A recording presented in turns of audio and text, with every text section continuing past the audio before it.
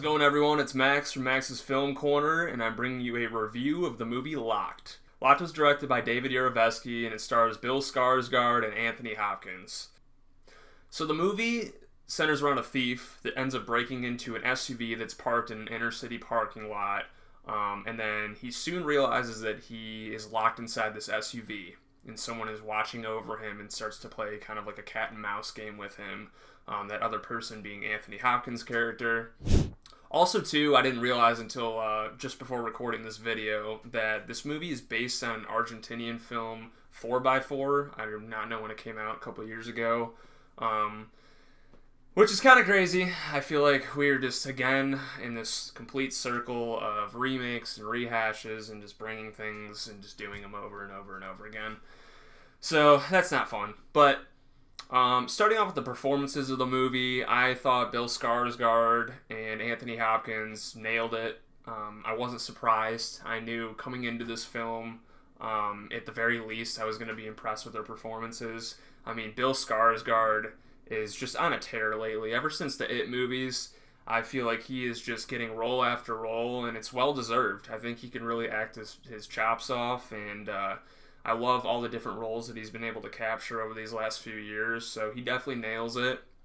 And then Anthony Hopkins, I haven't seen him in anything in, 10 years, and maybe that's just me missing his movies, to be honest, but he just doesn't skip a beat. He plays that real creepy, kind of has that Hannibal Lecter voice going on, but just a real creepy old rich dude in the movie, and essentially his whole meaning in doing what he's doing to Bill Skarsgard's character is just based on the class system and him having a daughter, essentially, that ended up getting killed by just like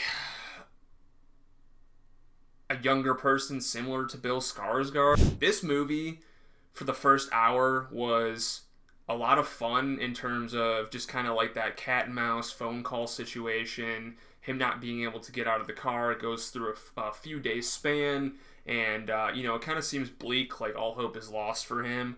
But then that's like about it. After like that 45 minutes to an hour time, it should have ended to me. Like, I don't know how it was like a full hour and a half movie. It kind of, they end up getting, having the car move, and it kind of, moves the story along, and then they kind of have like a resolution at the end where, Bill Skarsgård gets the car to shut off, and they go flying off of a cliff, and Anthony Hopkins and him basically almost die in the crash, but he ends up getting out of it and leaving Anthony Hopkins' character there, and it just, didn't work for me at all.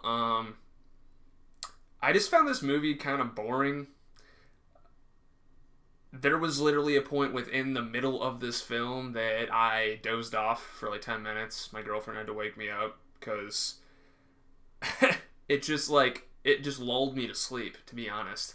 I mean, even the points that were supposed to be tense within the car, you get a couple of those in the beginning, with just some injuries and little trap mechanics that were in the vehicle. But other than that, it's this stupid, him turning the air on cold, him turning the air on hot, him taking the water away from him, or healing up his wounds when he falls asleep, so it's just this kind of back and forth thing. And then two, I don't really give a fuck about Bill Skarsgård's character enough. It starts out showing him walking around, hitting a fucking giant box mod vape, blowing huge clouds, and he gets a call from his ex, baby mama, whatever, and he's supposed to pick up his kid, his daughter, from school, and he dismisses that, and his car's in the shop, and he's trying to haggle with the shop dudes for a cheaper rate, but they're kind of assholes, and you could just tell, he's kind of not someone to, root for. He's kind of this scummy, I don't know. I just couldn't get behind it. I love Bill Skarsgård, but the character itself, I didn't really give a fuck, So that really just didn't work for me at all.